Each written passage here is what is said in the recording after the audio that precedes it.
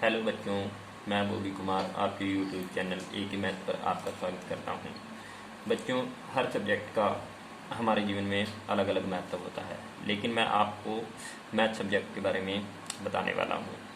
Math शुरू से ही हमारे जीवन में किसी न किसी रूप में जुड़ा रहा है। मैथ के बिना हम किसी भी चीज़ के अस्तित्व की कल्पना नहीं कर सकते। लेकिन मैं आपको ज़्यादा गहराई में नहीं ले जाते हुए आज की वीडियो शुरू करता हूँ। मेरा आज का टॉपिक है संख्याएं। संख्याएं हमारी गिनती को ही कहते हैं। आम भाषा में हमारी गिनती को ही संख्याएं कहता हैं।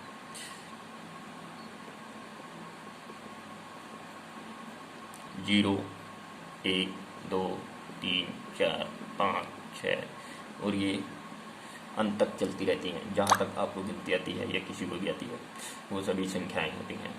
इनके बिना हम किसी भी चीज़ का मापन नहीं कर सकते।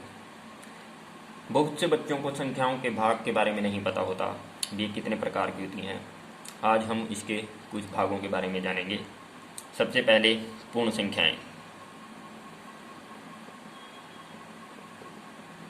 इंग्लिश में इसको होल नंबर बोलते हैं।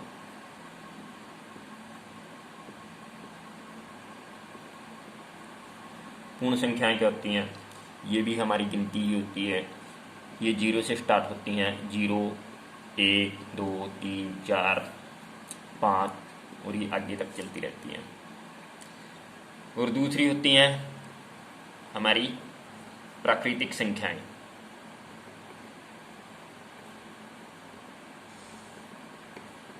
इंग्लिश में इसको नेचुरल नंबर बोलते हैं। ये एक से शुरू होती हैं। एक, दो, तीन, चार, पाँच, छः और इन्फिनिटी यानी कि अंत तक चलती रहती हैं।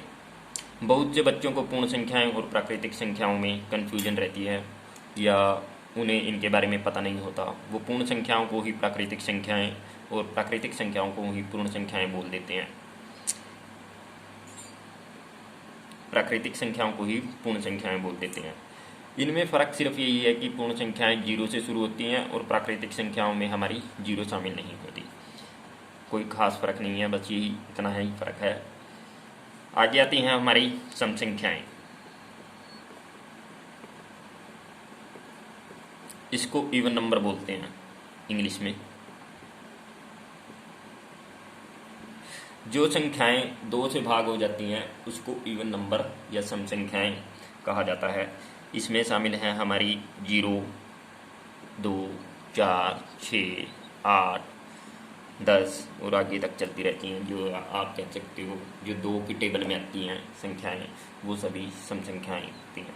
अब आप ये मत कहना कि दो की टेबल तो 20 तक होती है, तो उससे आगे भी होती है।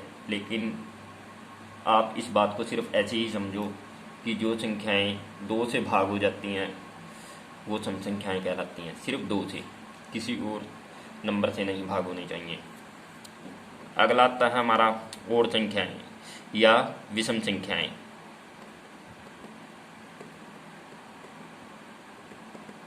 इंग्लिश में इसको बोलते हैं ओड नंबर। जो संख्याएं दो से भाग ना हो, जैसे 1, 3, 5, 7, 9 और ये आगे तक ऐसी ही चलती रहती हैं। ये दो से भाग नहीं होती, ये दो से भाग हो जाती हैं सम संख्याएं, और विषम संख्याएं दो से भाग नहीं होती। आगे है हमारी भाज्य संख्याएं।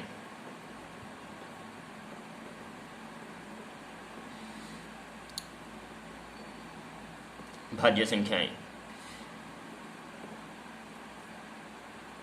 इसको इंग्लिश में बोलते हैं कंपोजाइट नंबर।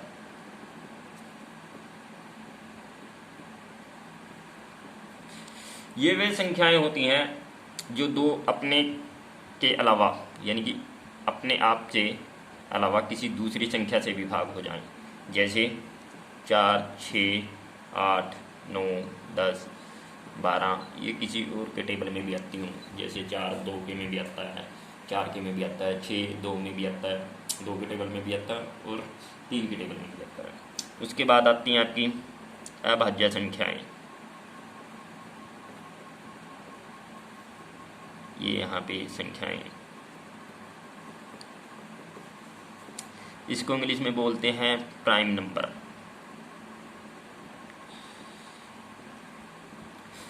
वो संख्याएं जो अपने सिवा किसी से भाग ना हो वो आपकी अभाज्य संख्याएं होती हैं, जैसे 2, 3, 5, 7, 11, जो सिर्फ अपनी ही टेबल में आती हों, किसी और के टेबल में ना आए, उसे अभाज्य संख्याएं कहते हैं। इस तरह से संख्याओं के ये कुछ भाग थे जो मैंने आज आपको बताए। आशा है कि आपको इससे कुछ जानकारी मिली होगी। अगर हमारी वीडियो आपको पसंद आई है तो लाइक करना ना भूलें और सब्सक्राइब करना ना भूलें। घंटे के बटन को भी दबा दें ताकि आने वाली वीडियो की नोटिफिकेशन आपको टाइम पर मिलती रहे। Thank you.